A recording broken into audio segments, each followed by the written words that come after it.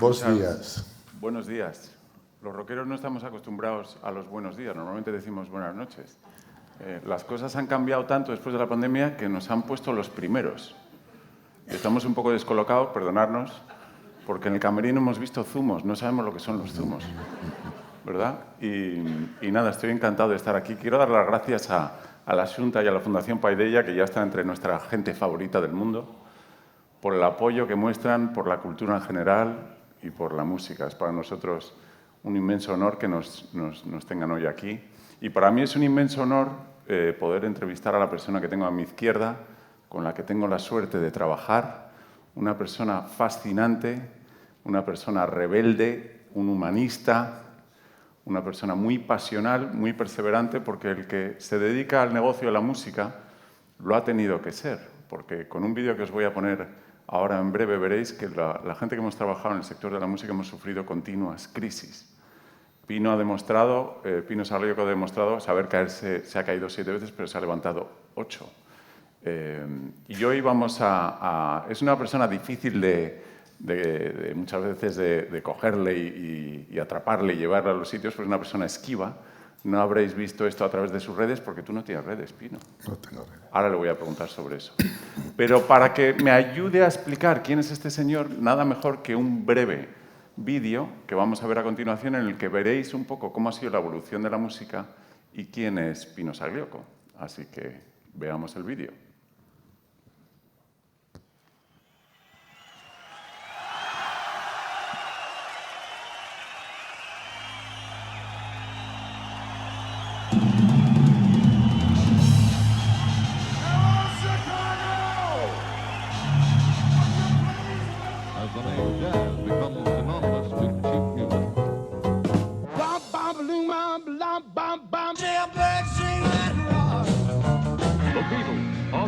Hollywood Bowl. The Rolling Stones. Beatles and the Rolling Stones compares the world. The beginning of the music industry is gone to digitally recorded, read by a laser, and it's called the compact disc. Biggest revolution in the recording industry since the invention of the long-playing gramophone record. Michael Jackson has just made history. His album Thriller has won multi-platinum 30 times now. Musicians are concerned. If they think Napster's bad, I can tell you there's a lot worse coming. 40 personas han sido detenidas por la policía en Madrid en una gran operación contra la piratería. La piratería la sufrimos todos. Se pierden puestos de trabajo. Tras la caída de las ventas de discos y el auge del streaming, los conciertos en directo se han convertido en la tabla de salvación de la industria musical.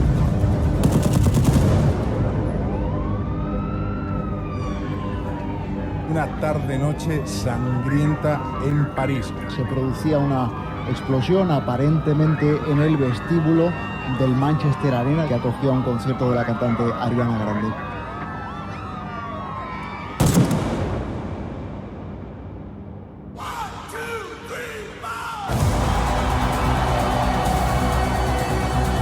It seems like the audience is losing now the fear. The summer of 2020 is going to beat all records in the number of festivals and tickets sold.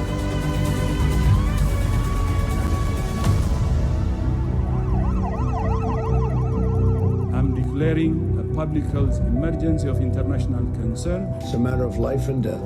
Now is the time for everyone to stop non-essential contact. Muchos años a mí me decían todo el mundo, sobre todo hoy en día, todo el mundo está hablando de streaming, de virtual reality. No existe streaming y virtual reality. Nadie quiere estar en casa mirando una televisión. Yo quiero oler al lado el sudor del amigo, quiero sentir el abrazo de mi novia, quiero sentir el abrazo de mi hermano, quiero chillar a todo pulmón. Y pasaremos todas las pandemias del mundo, solo desearemos volver a la calle y volver a chillar junto en un concierto, en un teatro, en un cine, donde sea, hasta en la fiesta del pueblo, o en el bautizo de tus hijos, o en el matrimonio de tu hermano.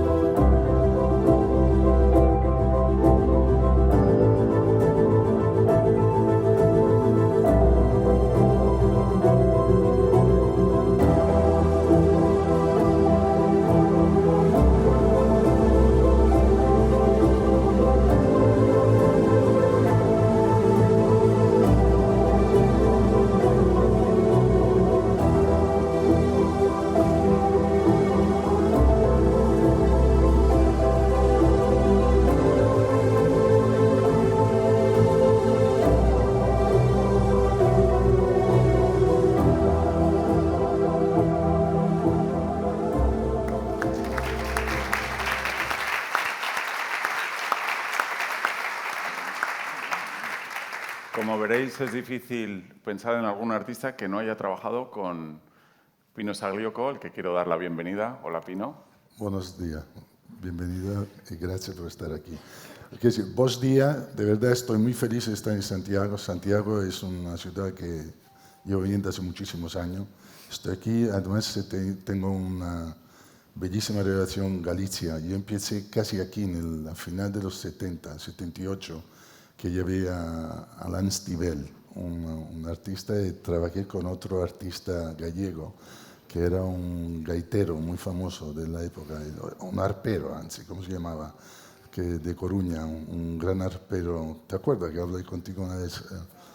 Y desde entonces he tenido siempre, no he dejado de venir, desde 78 ha sido siempre que tengo una oportunidad, una ocasión, me vengo para aquí siempre a gusto. Por lo tanto, buenos días y una vez más feliz de estar en Galicia, en Santiago. Porque Pino, claro, es que cuando Pino cuenta las anécdotas, yo realmente pienso que tiene 400 años, porque ¿cómo has podido vivir tanto? Vamos a empezar un poco para situar a la gente, después de este vídeo, que creo define bastante lo que es Pino, está muy logrado.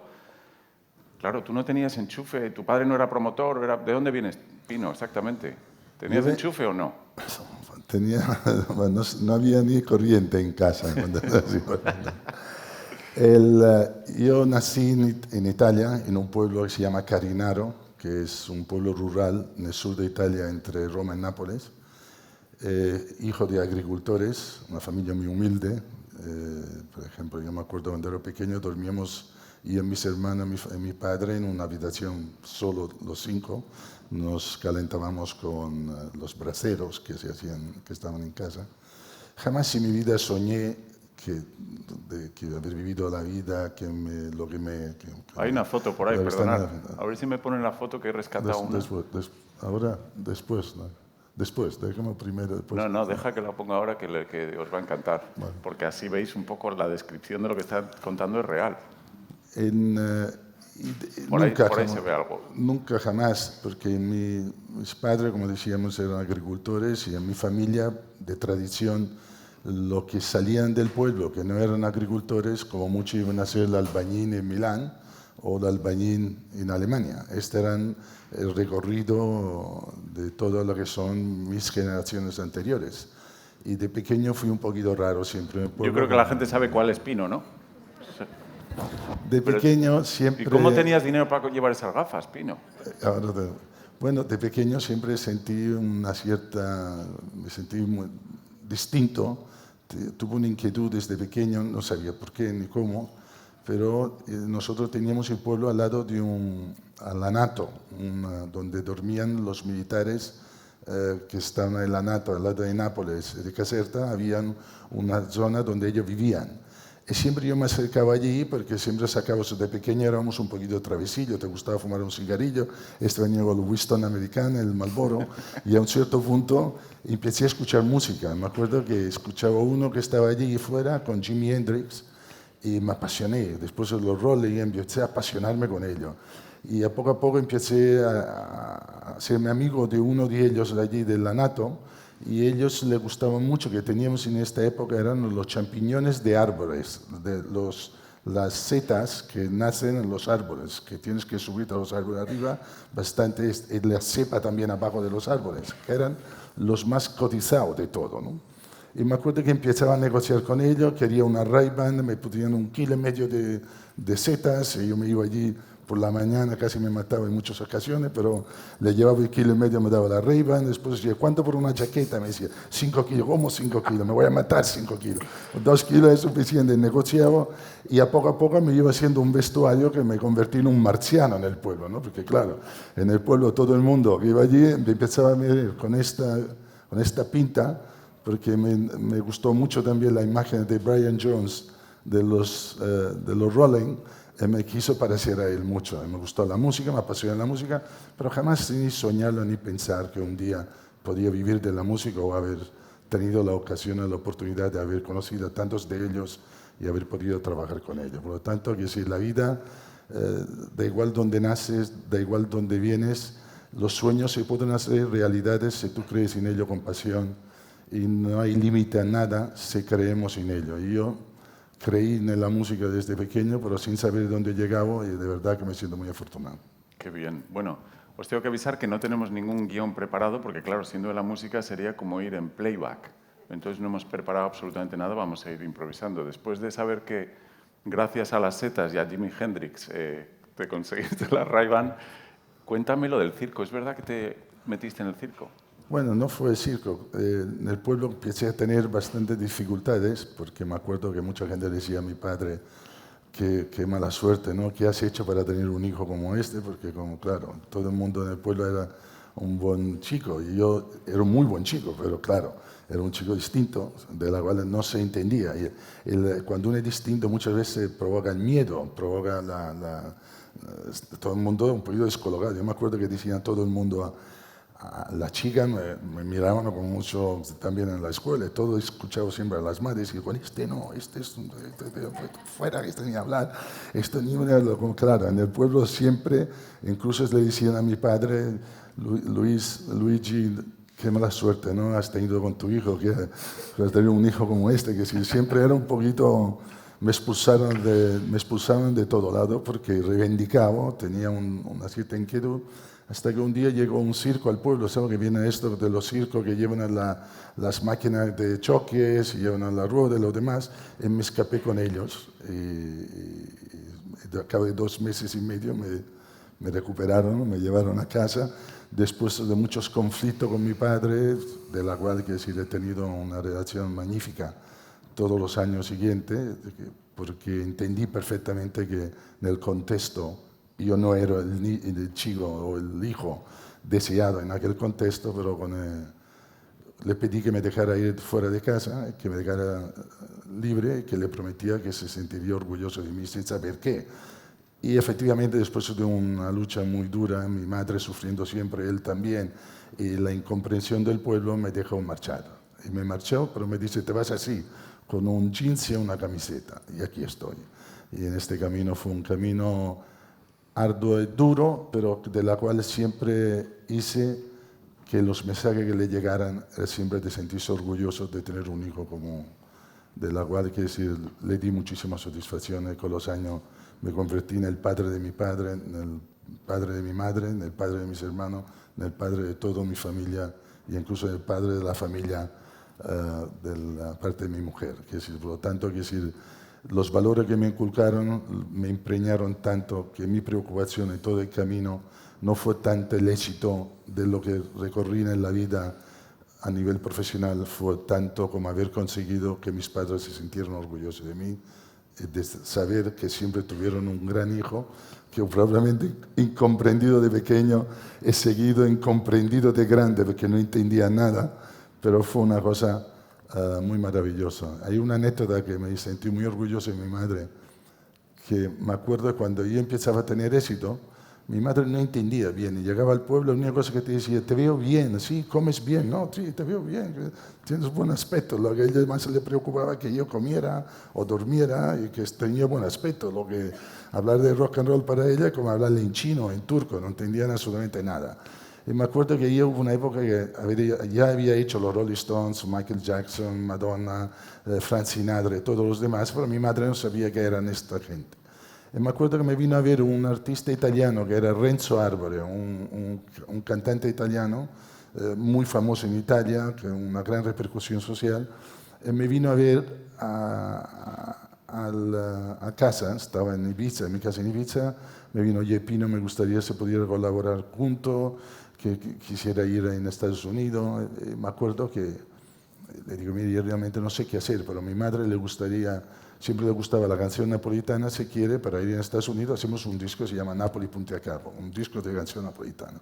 Pero antes de llegar a esto, yo le dije a mi madre, mamá, que tengo aquí en casa, que me ha venido a ver Renzo Arbore. Y me hace, ¡puah! Mentiroso, ¿cómo te va a venir a ver a ti Renzo Arbore? Es decir, ¿cómo tú puedes llegar a Renzo Arbore? Fue una cosa que realmente muy enternecedora para ver la pureza y la belleza de la cual, que decir, todo mi camino ha sido siempre guiado con la luz de ellos y con la relación de estar con ellos. Por lo tanto, siempre muy orgulloso de mis raíces, de donde he venido, y sobre todo muy orgulloso de los valores que siempre me impregnaron mis abuelos, mi familia. Sí, siempre divulgas eso, ¿no? Esos valores. Una de las cosas que a mí siempre me ha llamado la atención es la buena relación que siempre has tenido con los artistas, ¿no? Quisiera preguntarte, porque yo creo que mucha gente que está aquí quiere oír alguna anécdota y yo no voy a perder la oportunidad. Y quiero empezar por Michael Jackson. Cada vez que digo Michael Jackson se produce en silencio. Michael Jackson es una de las grandes injusticias que ves como, desgraciadamente, a la vida. Y es algo que siempre me lleva a una tristeza enorme. Yo tuve el privilegio de tener una excelente relación con él, una amistad realmente verdadera y de cariño. Yo he estado 5 veces en el Neverland Valley y los últimos 3 tournées de Michael Jackson en Europa solo vine en España, no fue en ningún otro país. Fue un único concierto en Tenerife, único concierto en Zaragoza, único concierto en Valladolid, solo para venir, para vernos. Después creamos un proyecto que se llamaba Heal the World, que era la idea de, él era un Peter Pan y creía realmente que no quería crecer, él quería ser un Peter Pan. Yo me acuerdo la primera vez cuando lo conocí, fuimos a Neverland Valley con él. Él me acuerdo que me puso a mí en el coche de Batman, él fue en el coche de Robin con un chico. Por toda la finca, cuando hacía con el niño, dice, chichum, muere, tira de abajo. Y me debo de comer marzuca, grano turco, con miel, gominola por todo lado, caramelo por todo lado, y su casa estaba llena de niños. Niños con cáncer, niños con problemas, niños con todo. Y jamás él dio ninguna publicidad a todo esto. Y con el proyecto Heal the World, él creía que los niños eran los únicos que te miraban con el corazón limpio, con la mirada limpia, y que te decían las cosas de verdad. Eran lo realmente que el único que él se fiaba en cuanto a dar realmente y que era en el futuro al mismo tiempo. Y me dijo, Pino, ¿por qué no hacemos un pacto to heal the world together, para hacer el Heal the World? Y en esto conseguimos la Declaración Universal de los Niños de UNICEF y lo llevé aquí en España varias veces a Lladró, de la cual pedimos a Lladró que nos hiciera una escultura, e hizo la escultura de Michael Jackson adelante. Y la idea era dar esta escultura a todos los jefes de Estado del mundo, conjuntamente al librito, para que cada jefe de Estado que estaba allí y que asumía un cargo, que se inspirara en este libro, que se inspirara en esta cultura, que el compromiso que tenían que tener estos jefes de Estado eran poder crear un mundo mejor para los niños. Porque cada niño tenía derecho a una casa, cada niño tenía derecho a la educación, cada niño tenía derecho a vivir en un mundo mucho más amable, en un mundo que le permitiera crecer como se merecían los niños. Y todo este proceso empezó un drama que realmente aún hoy me entristece enormemente por las injusticias que muchas veces se hacen y que se quedan allí impunes y nadie le da lucha contra ella, ¿no? Lo acusaron, estábamos en Tenerife, justo en el concierto de Tenerife, cuando estábamos con esto, lo acusaron de pederasta, de que child molester, como dicen en Estados Unidos, de la cual, que es un chorro de agua fría, a nivel de opinión pública, ya lo acusan, ya lo matan, ya lo destrozan, como ya sin haber demostrado nada. Y al mismo tiempo, que todo esto ocurre porque el padre de un niño le pidió $5 millones, 20 millones de dólares para hacer una película y él no le quise dar, porque no sé por qué darlo, y el padre le dijo que o le daba el dinero o le acusaba que había hecho tocamiento con su hijo.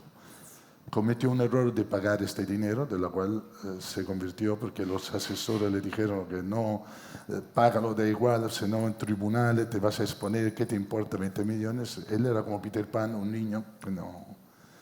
Y allí empezó una de las más grandes tragedias que ha vivido la música como ser humano, porque a partir de allí realmente tuvo que vivir un calvario enorme, llegó a los tribunales, estuvo con todos los tribunales y la tristeza fue que fue absuelto con un jurado blanco, en el sentido con todos los fiscalistas, todo en contra, que lo querían acusar sí así de algo, fue absuelto de todos los cargos, por unanimidad, que es decir, cero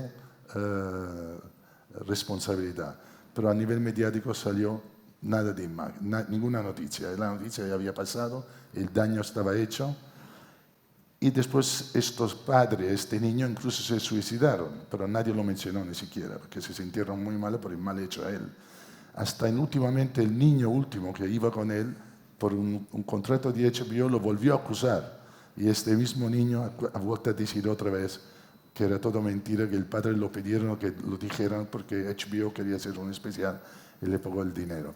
Y al final una de las más grandes estrellas de la música, una de las personas más bellas, una persona más pura, desgraciadamente, quiere decir, se le quitó la vida porque no poder dormir, y todo el sufrimiento que tuve, que al final tuvo que vivir con los espacios para dormir y lo demás, y todo el estrés que vivió, el corazón no le sirvió y explotó. Y incluso explotó por todo lo que le pasó, el amor de la gente nunca la negó, porque cuando se presentó en Londres para hacer los shows de la vuelta, vendió 1 millón de tickets en un día, con 500.000 tickets sin espera. Nadie en la historia ha hecho nunca nada. Por lo tanto, es triste, pero desgraciadamente hoy en día la gente vive mucho más en la miseria de los demás, no en la alegría de los demás. Y estaría muy bonito si apreciamos mucho más a ser generoso y apreciar, reconocer a la gente en vida, en mimarlos en vida, tanto de estos líderes que nos inspiran, en no matarlo para que después les queremos homenajear ya después de su muerte de una forma completamente inapropiada e injusta. Por lo tanto, lo siento haber dado esta lata, pero es una época de Michael de la cual creo que se merecía esta mención. Te agradecemos el homenaje. Yo ahora como moderador, claro, no puedo meter otro drama porque en la música hay mucho drama y entonces me acaba de venir a la memoria que Pino, ya que tiene 400 años, pues durante esos 400 años también fue durante una época manager y tiene mucha relación con el flamenco, Pino, de siempre, le encanta, y fue manager de Joaquín Cortés. Y yo creo que recuerdo una anécdota, lo digo para dar un poco de luz después de la oscuridad del caso Michael Jackson, que es una tragedia desde luego, y luego hablaremos de más artistas. ¿Es verdad lo que me contaron? ¿Puedes confirmar un día que Joaquín no quería actuar? Bueno, el flamenco fue otra de mis grandes pasiones, es decir, el flamenco era yo pienso, una de las artes más incomprendidas, más injustamente tampoco teniendo el sitio que le corresponde universalmente. Y conocí a Joaquín Cortés y digo, ¿qué hago yo con un bailarín? Pero al final conseguimos, con la fusión un poquito decimos, en aquella época que no se hacía parodia, era un poquito como el Michael Jackson de la danza. Hicimos que el flamenco, con un toque contemporáneo, con Giorgio Armani, con Naomi Campbell y todo, se creó una luz y una atención internacional que Joaquín Cortés se consiguió hacer con Pasión Gitana, un recorrido mundial, y realmente conquistamos el mundo entero. No hubo un sitio del planeta que no fuimos, realmente fue algo espectacular, se convirtió en una de las más grandes estrellas del mundo. Y hubo una anécdota que supongo que te refiere a lo de Royal Albert Hall. Yo llegaba de Nueva York y estamos allí en la Lady Di, el Prince Trust, hicieron por la Cruz Roja un evento que se hacía en el Royal Albert Hall de Londres y Joaquín Cortés era la estrella de la gala. Y yo llego de Nueva York, me voy al hotel y estoy en el hotel descansando y a un cierto punto me llama el asistente y dice, Pino, Joaquín no va a actuar. Me llama la presidenta de la Cruz Roja, completamente dramática. Dice, Pino, por favor, si esto es un drama, es un desastre. Le digo, ¿cuál es el problema? Me decía que no había las calles como él quería, lo demás. Digo, pues esto no es tu show, esto es una gala, que simplemente hacer un zapateado es suficiente. Pero el tío decía que no. Pues se emperró que no, se creó un drama increíble. No sabía qué hacer, me cojo el coche, me voy para el Royal Albert Hall y Joaquín justo antes en esta época se ponía una falda y se maquillaba y entraba en medio de la platea con la falda y íbamos allí. Y me acuerdo que esta época cuando estábamos allí Él no quería, me acuerdo que me fui al camerino, no estaba, y le dije a la Maribel que por favor me maquillara, que me pusiera el make-up, y me pongo la falda, y digo, voy donde van los camerines de las mujeres, que él siempre hacía, vamos. Y estaba él allí hablando con ella, a cierto punto digo, bueno, vamos al escenario, todos subiendo al escenario. Cuando yo estoy para meterme y medio de la cinta, me viene Joaquín, me quita la falda, sube al escenario, hizo la mejor actuación de su vida. Pero fue un choque de trenes. Fue muy bonito. ¿Qué hubiese pasado si no le para Joaquín? Hubiera salido al escenario, hubiera deseado a todo el mundo que disfrutaran de la chica, que estaba muy bien.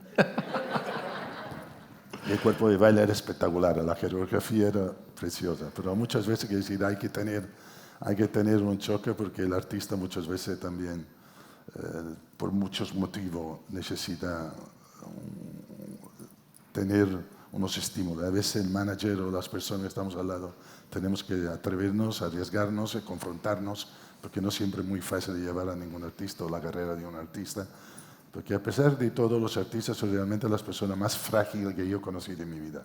A pesar de tanta fuerza, a pesar de tanta poderío que la gente ve, el artista es una persona muy sensible, muy frágil y tiene muchísimas inseguridades, porque están expuestos constantemente a la mirada y al juicio de los demás, están expuestos constantemente, lo hago bien, no lo hago bien, y muchas veces, quiero decir, a pesar de estos tics que uno los ve como arrogante, como de primadonna, muchas veces son pantallas de protección para protegerse ante esta vulnerabilidad que muchos de ellos tienen por esta exposición que tiene a la gente. O sea, que te ha tocado ser bastante psicólogo con los artistas, ¿no? Por ejemplo, hablaremos de Whitney Houston, que la trajiste a Coruña, la primera vez que vino a España, ¿fue así?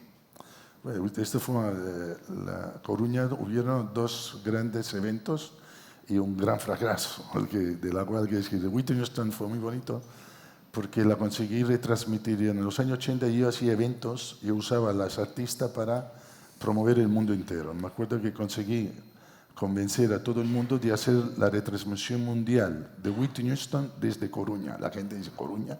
¿Dónde está Coruña? ¿No? Dice, bueno, Coruña está en un sitio céltico, precioso, bonito. Y me acuerdo que la llevamos a Coruña y hicimos el concierto de Whitney Houston que se retransmitió en el mundo entero. Y fue realmente impresionante, increíble, además en su top de su carrera. Y el show no está allí, se va a internet, ponéis Whitney Houston desde La Coruña, sale siempre, porque realmente fue un acontecimiento sin precedente histórico. Y después hice otro, que también lo quería hacer histórico, que era Frank Sinatra, y desgraciadamente no había nadie. Me acuerdo que estábamos, Frank Sinatra en La Coruña, me acuerdo que nos conseguimos 2000 y pico personas, fue realmente triste. El tío me decía, ¿por qué ha pasado? Digo, bueno, estamos en un sitio, estamos en el norte, esto es mucha gente, el local es grande, no sabía por dónde esconderme, pero había una anécdota de Sinatra que sí me gusta, que quiero contarla. Donde íbamos, Frank Sinatra solo quería hablar, él solo se hacía foto con el jefe de la policía y con el alcalde, nada más. O sea, cuando yo decía algo para verle, que no. Me acuerdo que había un amigo mío que de La Coruña y otro de Madrid que estaban completamente locos con él y me decía, Pino, hay que hacer la foto. Digo, tranquilo, aquí no ha venido ni el jefe de policía ni el alcalde. Por lo tanto, tú eres el jefe de la policía y tú eres el alcalde. Y se consiguieron la foto. Pero bueno, estoy seguro que hoy en día Sinatra en Coruña podríamos hacer un estadio, pero son los tiempos, los plazos, fue maravilloso. A pesar de todo, fue un acontecimiento histórico que allí se queda, ¿no? Bueno, haciendo resumen, para los que a lo mejor han llegado tarde, ya sabemos que Michael Jackson es bueno y que Frank Sinatra no gusta a los gallegos, ¿no?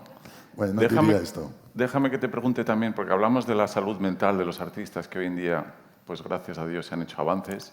En el pasado hemos perdido muchos artistas, hablábamos de Whitney Houston.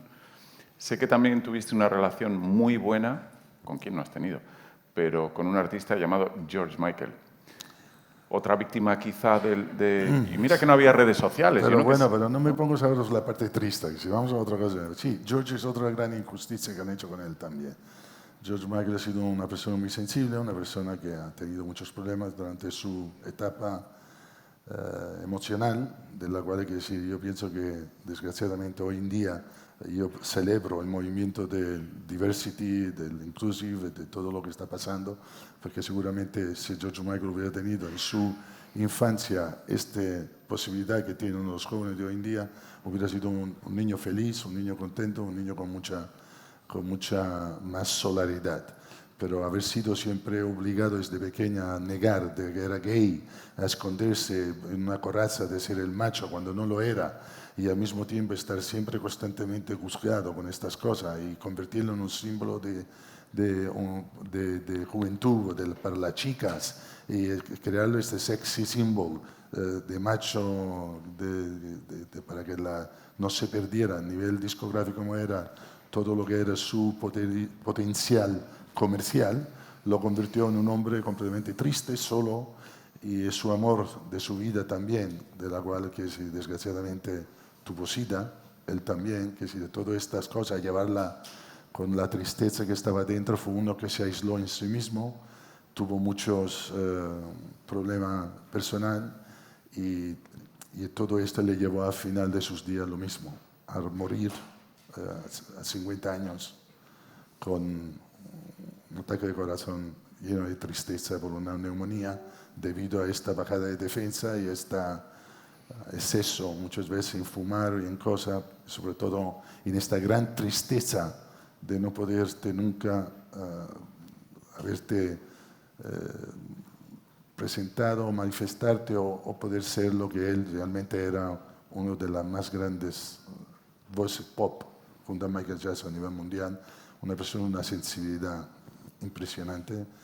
Tuvo el honor y el privilegio, justo unos años antes de morir, vino 10 días a mi casa en Ibiza, estuvimos 10 días juntos, estaba con mucha ilusión de volver a hacer algo pop, a hacer un disco dance, volver a hacer bailar al mundo, estaba súper ilusionado y la verdad que la noticia me rompió, pero como mucho, todo esto que se han ido realmente nunca han muerto y nunca morirán, porque en el fondo siempre estarán con nosotros. Su música yo no dejo de escucharla y en mi casa está siempre cuando entra George Michael sonando.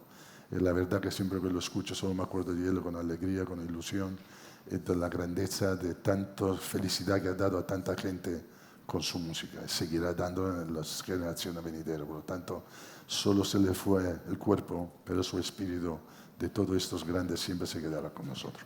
Se están haciendo muchas cosas y avances en cuanto a la salud mental de los artistas en la música. También se están haciendo actualmente muchas iniciativas en torno a la sostenibilidad. Esto ya toca, ¿no? Porque uno de los grandes problemas que nunca la gente, siempre hablamos del medio ambiente, siempre hablamos del que bueno, como si fuera un... siempre ha habido este problema. ¿Cuál es la diferencia? Que hoy existe un poquito más de conciencia social, pero tampoco tanta tampoco hemos conseguido hasta ahora realmente canalizarla para poderla hacer realmente una costumbre. Lo intentamos cada día, decimos. Por ejemplo, yo en mi casa tengo a mi hija pequeña que es una auténtica fenómeno, que como el plástico y el otro, tienes el vidrio aquí, como te pasas un poquito te está dando unos chacatón y dices, bueno, relájate, tranquilo, lo he entendido, lo he aprendido. O si ves que por la calle hay un plástico en la playa, lo saca, lo quita. Desgraciadamente, quiero decir, sí creo que la gente tiene que tomar conciencia que el medio ambiente es un problema que realmente es una responsabilidad no solo de la nueva generación, de la vieja generación, para que aprendamos de ellos a cómo comportarnos, porque muchas veces no tenemos ni la paciencia, ni somos realmente conscientes de la manera activista, lo somos de la manera intelectual, y muchas veces sabemos cuál es el problema, que lo que conlleva, lo que hay que hacer, pero nos cuesta muchas veces llevarla a la práctica. Ahora en la música, por ejemplo, hay un movimiento muy fuerte de parte de los músicos de crear lo que es realmente un concierto con sostenibilidad, desde el escenario a los vallados, a la gente, a la manera a la comida, y hay realmente un compromiso de la cual yo ojalá que realmente de forma general nosotros aprendamos un poquito más de los jóvenes, que sea un modo operandi de las nuevas generaciones para que realmente se le pueda poner remedio a lo que puede ser uno de los más grandes tsunamis y COVID de la historia, que es el medio ambiente. Porque el día que la Tierra realmente se enfade, como está ya manifestándose en muchas ocasiones, allí sí que no hay ningún antivirus, allí sí que hay ninguna vacuna, porque aquello nos tirará y nos barrerá del mapa a todos, desgraciadamente de una forma completamente violenta y sin ninguna manera de podernos defender. Por lo tanto, cualquier esfuerzo, cualquier iniciativa, brindo y aplaudo foros como esto para que intenten crear esta conciencia, esta responsabilidad, para que tomamos cada día mucho más una conciencia responsable de actuar de consecuencia, de contribuir para que podamos hacerlo mucho mejor. Y desde luego, todo por nuestra parte, y por ejemplo este año estoy promoviendo un festival de diversity en Valencia, y después estamos intentando hacer un festival de sostenibilidad también, que justamente ya lo vamos aplicando como manera, un modo operandi en los conciertos o en los festivales que vamos a poner en marcha de cara al futuro. Siempre, Pino, has inspirado a la juventud por tus valores, porque siempre has utilizado la música y sus valores en distintos contextos. Todos sabemos que la música es igualdad, es diversidad, es un lenguaje universal. Y Pino, en el pasado, hay dos eventos que me llaman mucho personalmente la atención. Uno es Amnesty Chile y otro es la llegada de Nelson Mandela. Cuéntame un poquito. Bueno, yo siempre he tenido desde pequeño, a pesar de todo, como decía uno, siempre he sido bastante apasionado de las cosas, de los derechos humanos. Siempre me han movido, siempre he estado muy comprometido desde pequeño, desde muy pequeño. Y sobre todo viniendo de donde vengo, ¿no? Que mis padres eran agricultores, pero había un compromiso social muy marcado, muy fuerte de lo que era. Y siempre de pequeño lo que era la opresión ha sido siempre algo que nunca ha ido conmigo, siempre me he rebelado donde he podido, siempre he sido incluso un activista de mi pequeña infancia, me acuerdo incluso bastante de primera línea, ¿no? Que es de pelearme y estar siempre allí presente. Me acuerdo que Jackie Lee, presidente de Amnesty de la época, me pidió, incluso va a salir un documental ahora que él habla justamente de esto, que se va a emitir en Netflix uno de estos días, que se habla de este evento. Me dijo, Pino, queremos hacer un concierto en Chile a favor de la democracia contra lo que es la opresión, y etc. La idea me gustó, pero digo, estás consciente, en Chile también me cautivó muchísimo porque de pequeño, debido a toda mi relación también, un poquito de la cultura humanista, de la cual siempre he hecho parte. A mí, Pablo Neruda, Víctor Jara, siempre tuve un gran link, Inti Illimani, las Madres de Mayo, los desaparecidos, siempre fueron muy presentes en mi vida, no solo profesional, en mi vida emocional, en cuanto a los derechos humanos, en cuanto a mi sentimiento humanista mundial. Digo, vale, pero ¿qué vamos a hacer allí? Porque tú piensas que allí en Chile, con Pinochet en el poder, que decir, aquí nos pueden llamar como a todos unos progres carroza que nos pueden pegar por todo lado, ¿no? Nos podían matar, básicamente. Al final se ocurrieron varias ideas, estuvimos hablando y al final armamos un grupo que fue Sting, Inti Illimani, Peter Gabriel, Sinéad O'Connor, Wynton Marsalis, Rubén Blades, Jackson Brown, y después de España me llevé a Luz Casal, una gallega, por cierto estuvo Luz conmigo, y los Ronaldos. Pero claro, cuando estábamos yendo allí, decía, si vamos con esto, nos van a pegar, digo, porque no vamos a ningún lado, después con la Madre de Mayo y lo demás. Y al final se me ocurrió la idea de llevar a un grupo de la época que se llamaba New Kids on the Block, que era un grupo muy jóvenes, para gente joven, que dije, si llevamos a New Kids on the Block, que son las estrellas número 1 de Chile, neutralizamos a los policías, porque los hijos le dirán a los padres que quieren ir a ver los conciertos, y por lo tanto si ponemos a los jóvenes, los hijos de los militares en el concierto, no podrán venir contra nosotros. bueno, pero ¿cómo? New Kids on the Block, y al final así fue. Llegaron New Kids on the Block, se montó un revuelo de la hostia, y al final nos dio la oportunidad desde el Estadio Santiago, 2 noches sold out, y estuvimos 2 conciertos memorables, históricos, algo que realmente los pierdo de punta. Había más de 5.000 militares afuera y efectivamente fue un concierto entrañable que marcó un antes y un después en la historia de Chile.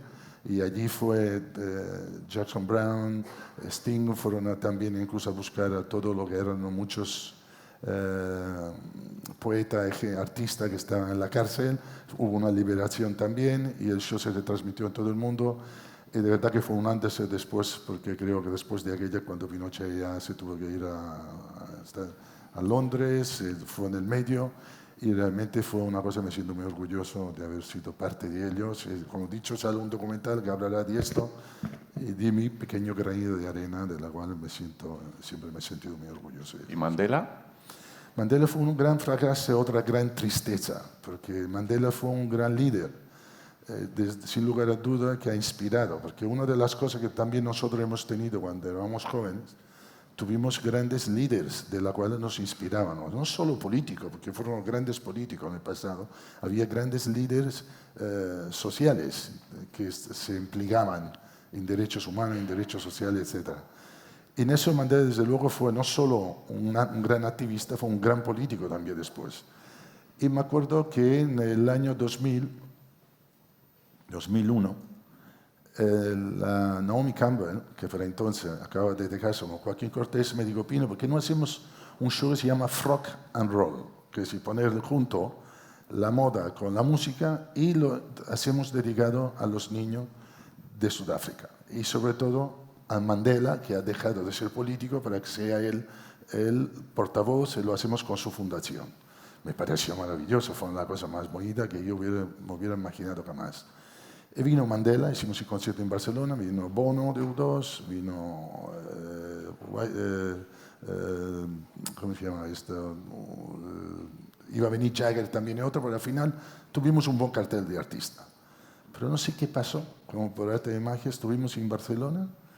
Primero, tuve 5 días Mandela dentro del hotel y yo llamando a las instituciones, al ayuntamiento, a los político, a lo diciendo: oye, que está Mandela aquí, estaría bien que alguien lo recibiera y lo demás. Todo el mundo estaba ocupado, no lo recibió absolutamente nadie, cosa que me rompe el corazón, aún decirlo así como es. Todo el mundo estaba como ya, no pintaba nada, que ya no es gobernando en su país, como si no fuera absolutamente nada. Hicimos el concierto, fue un gran fracaso, de la cual, y él siempre con una humildad que me enseñó algo que realmente impresionante. Él me decía siempre: Mr. Pino, I'm not important anymore, you know, my time is past. ¿Cómo va a pasar el tiempo de una persona que ha liderado, que ha inspirado, que ha emocionado y que se quedará por nosotros siempre para que ha pasado el tiempo? No ha pasado ningún tiempo. Y después siempre me decía también: no te enfades, la gente está muy ocupada, está muy ocupada para perder tiempo conmigo, ¿no? Que decir, qué gran humildad, qué gran hombre, qué gran persona. Y desde luego me rompió el corazón que no se le diera el sitio que le corresponde. Después, cuando murió, todo el mundo, como siempre, le pregamos todas sus grandezas, todos sus grandes logros, ¿no? Pero, por lo tanto, que decir, a veces apreciamos realmente a darle cariño en vida a la gente y darle el amor realmente a las personas que se lo merecen siempre y constantemente, porque son la luz que inspiran muchas veces no solo a nosotros, las nuevas generaciones, nuestro compromiso, y que siguen luciendo siempre en todo su recorrido de la vida, porque es lo que al final de los días nos permitirá a nosotros, con ellos, poder sentirnos orgullosos de ser parte de este mundo que todos queremos compartir de una manera más amable, ¿no? Nunca has sabido hacer pequeñas fiestas, siempre te han gustado los saraos un poco grandes.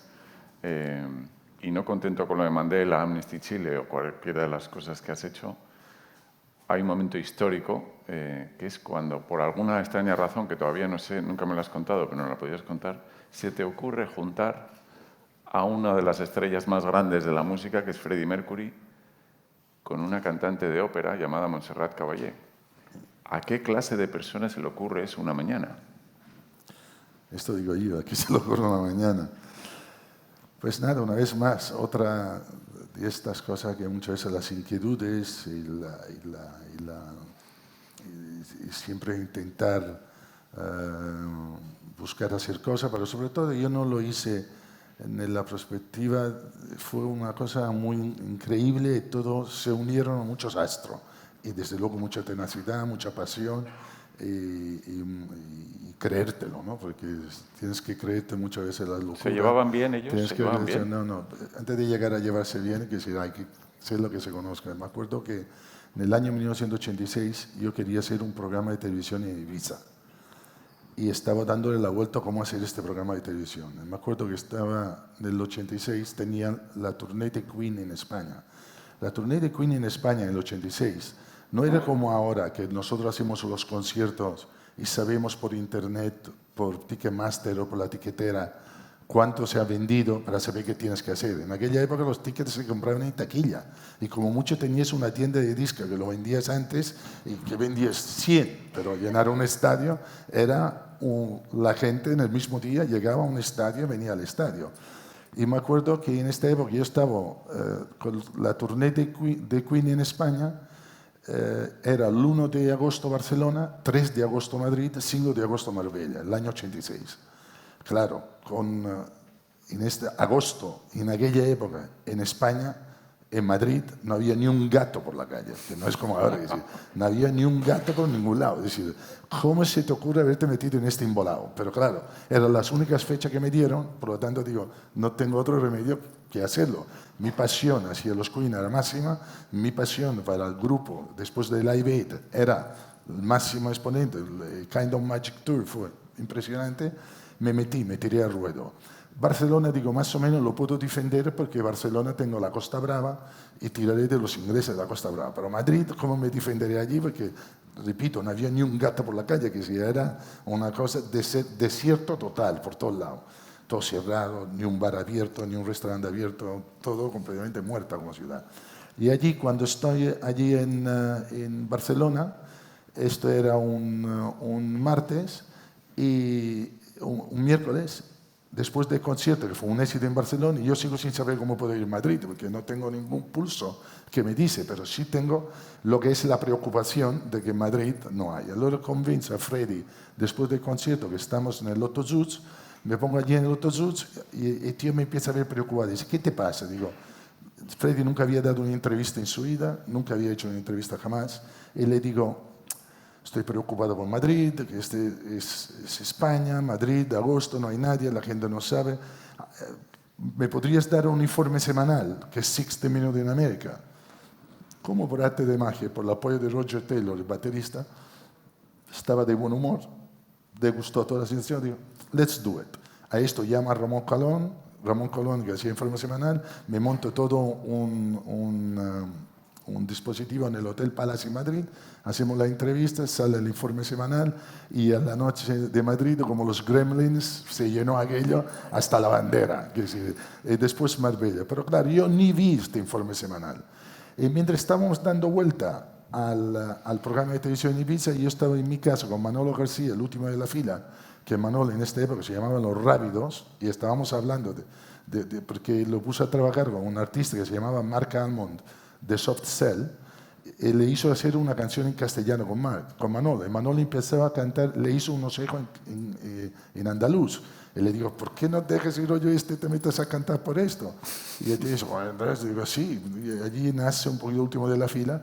Y mientras estamos hablando, le hablé que quería hacer un programa de televisión y pongo el vídeo de Queen. Y cuando pongo el vídeo de Queen, en la entrevista le pregunto a Freddy, si tú tendrías que trabajar en España, ¿con quién trabajaría? Freddy digo, Montserrat Caballé es mi ídolo. Montserrat Caballé yo me levanto todas las mañanas con Frisbee con Montserrat Caballé. Todas las mañanas y yo me levanto con él. Sería el sueño de mi vida y aprovecho la ocasión para decirlo. A todo esto, claro, yo escucho esto y como arte de magia de la vida que pasa, salta el vídeo 6 de octubre de 1986. Y salta a la televisión y veis saltar en el aire a Maragall, a Serra, Montserrat Caballé y el Samaranch. Barcelona, Juego Olímpico 1992. boom, se me enciende la lamparina, digo, el programa en Ibiza lo llama Ibiza 92. Y a partir de allí fue una tortura para hacer 10 libros que la voy a evitar, pero al final de todo, Pavarotti en contra mío, el Krauss en contra mío, todo el mundo en contra mío, porque claro, ¿cómo vas a meter esta Freddie y Mozart juntos? Un calvario para convencerle a ellos, un calvario para hacerlo, un calvario para llegar, porque encima la última locura fue, y ya lo hago cuando la última parte, cuando ya se hace el encuentro, que después de mucho tiempo lo consigo, que se lo consigo el 24 de marzo en Barcelona, en el Hotel Ritz.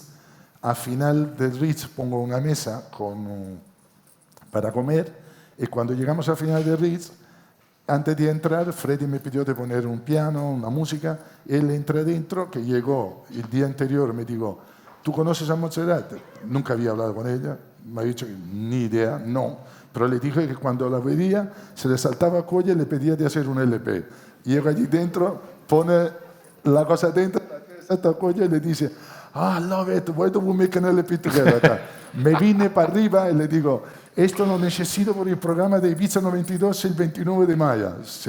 Silencio absoluto y me echan. Pero de mala manera, y Freddie diciendo, estás loco, ¿cómo se te ocurre?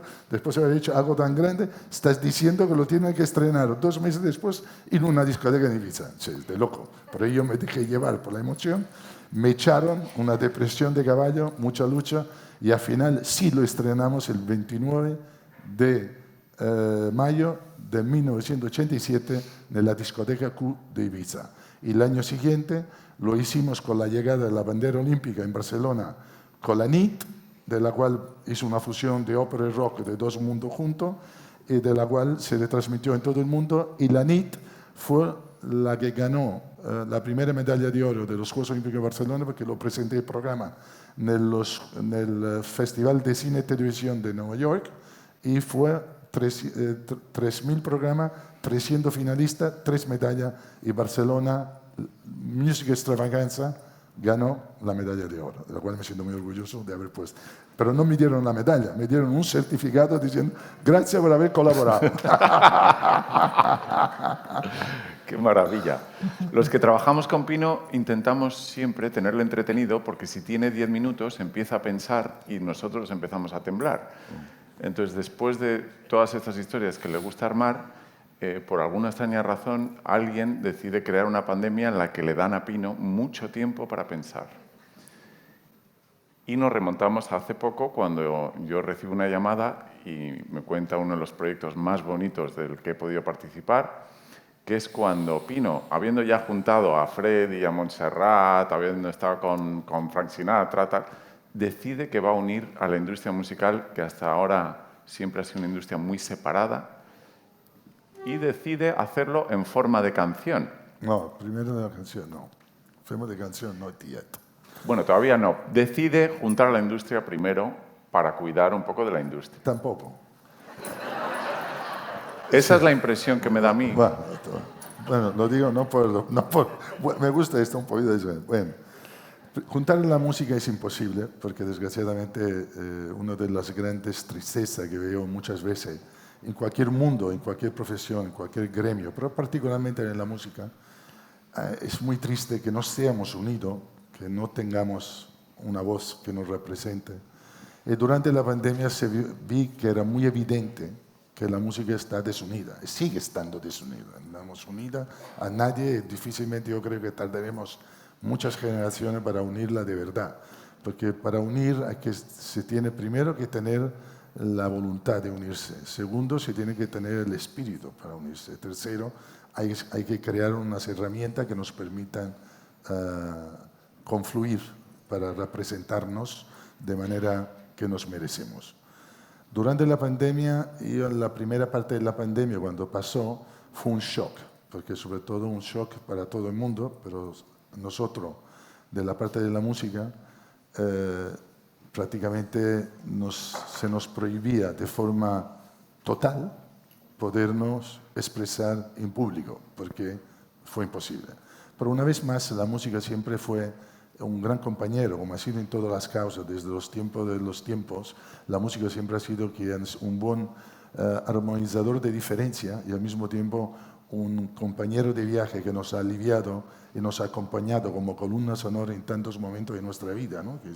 Y una vez más, durante la pandemia, la música empezó desde los balcones, desde sus casas, intentar animarnos, dando ánimo y ayudarnos a que pudiéramos hacer estas largas esperas en casa de una manera mucho más llevadera y mucho más cercana posible, utilizándolo con esto.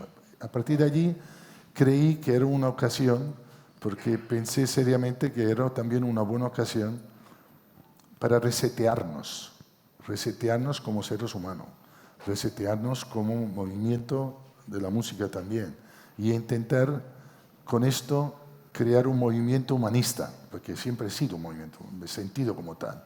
Y allora, inspirado en la carbonería del siglo XVIII, cuando los libros pensadores en Italia se unieron para sacar a Napoleón de Italia, allí estaban los carboneros, y los carboneros eran lo que estaban sin credo, no había gente de diferentes credos, religión, credo político y todo, todos se unieron a favor del humanismo, de un bien común, de un mundo mejor, un mundo más amable, etc.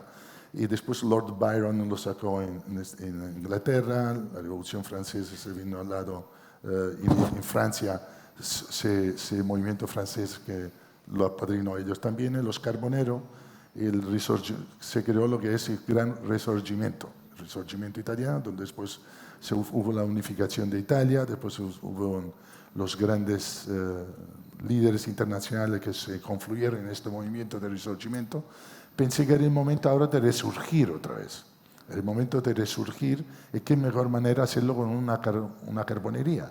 Volver, y monté transversalmente un movimiento que empecé a llamar a todo el mundo por teléfono, y en este empecé a llamar al presidente Universal, al presidente de Sony, presidente de Warner, King de Es Música, el presidente de la PM, cogí, lo hice transversalmente, música, deporte, turismo, cogí el presidente de la OMT, Zurab, puse a Miguel Ángel Gil, presidente dueño del Atlético de Madrid, como la Liga de Fútbol, incorporé a managers como Íñigo Argomani, como Rebeca, la manager de Rosalía, a Pepo, el manager de Camilo, y empecé a poner todo esto junto, empecé a crear lo que fueron unas charlas, de la cual crear este movimiento con la intención de poder crear un music care, una academia de la música, como tienen en el cine, la academia del cine, y después crear lo que es una academia de la música, crear unos premios de la música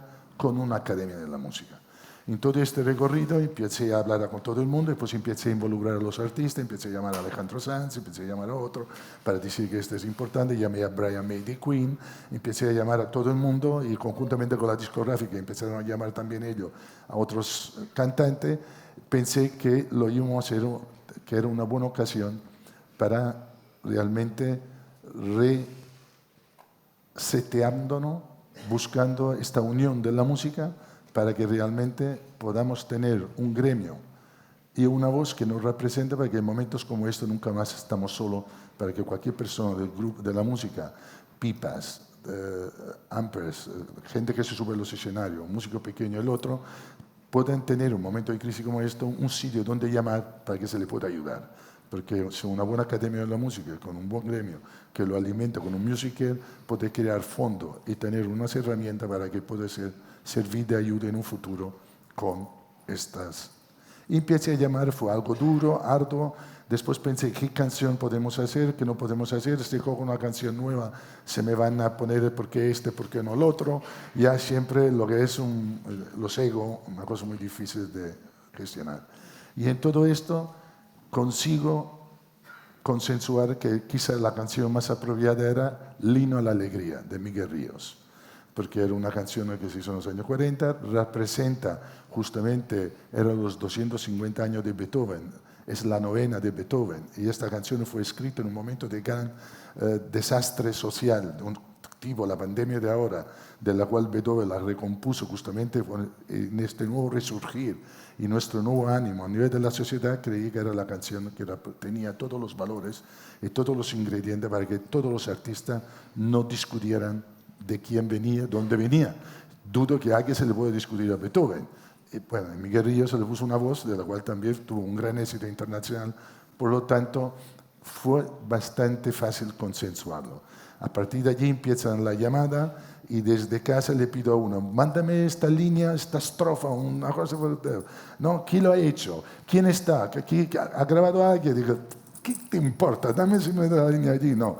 Y así con uno con otro, pero claro, cuando ya viene el primero, que fue Alejandro, que es el grande, ya ha hecho él, ha hecho el otro, empiezas a mandar los vídeos de uno a otro y al final, a poco a poco, conseguí consensuarlo y tuvimos 40 estrellas, 40 artistas, de las cuales se sumaron a la canción y después quería darle un toque internacional, de poner una guitarra, pedí a Brian May, de Queen, que siempre tiene un toque épico de sus canciones, siempre crean unos himnos, siempre donde está, y creía que era un toque que le venía muy bien. Y una vez hecho la canción, dice, no quiere que sea una canción coral, como toda la que se ha visto por televisión, ¿cómo podemos hacer que esta canción inspire y puede realmente transmitir lo que creo que hace falta hoy en día como ahora? El espíritu de la canción, el espíritu de movimiento era un poquito luchar contra el miedo y contra el odio, porque desgraciadamente, pensando que en el resetearnos, lo que íbamos a encontrarnos con un mundo más amable, y yo al principio me creía realmente que el vecino del quinto, que nunca había hablado con el vecino del primero, le iba a decir, ¿cómo está María? ¿O cómo estás José? Y bueno, te puedo ayudar en algo. El otro, me he dado cuenta que lo de quinto y del primero se siguen sin hablar. Y se ven con mucho más mala leche de antes, que es una cosa muy triste, que aún ocurren estas cosas. Y pensé que era muy importante transmitir esto. Allora pedí a La Paz Vega, a la Ángela Molina, de empezar una campaña con los corazones de un niño que daba su corazón para que todo el mundo nos asociáramos, porque solo con el corazón y con una revolución del amor podemos cambiarnos. Solo con el amor podemos realmente ayudarnos a ser mejores personas, porque estoy más cada día convencido que es mucho. Las palabras que nunca nos cuesta decir, lo siento, son las palabras más bellas que tenemos que decir, como cada día decir gracias, o puedo ayudarte en algo, o qué puedo hacer por ti. Y buscar este mundo más amable y sobre todo crear estos puentes de concordia contra el miedo y contra el odio que desgraciadamente cada día nos están empreñando.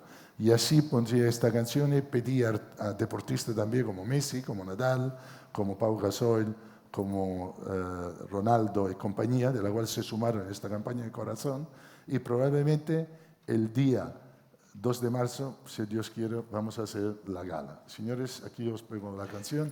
Quiero darle las gracias a Pino. Y ha sido un placer estar aquí con vosotros. Gracias por haberme aguantado. Por inspirarnos y hacer tanto por la música.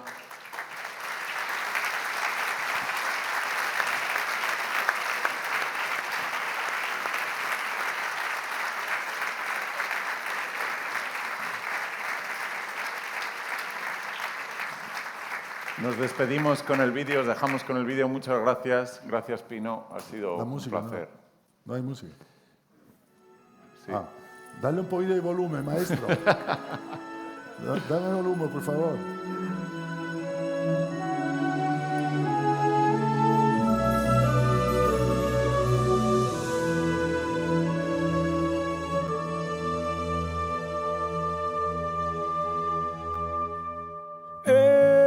Escucha, hermano, la canción de la alegría. El canto alegre del que espera un nuevo día. Ven, canta, sueña cantando, vive soñando el nuevo sol. En que los hombres volverán a ser hermanos. Ven, canta, sueña cantando, vive soñando el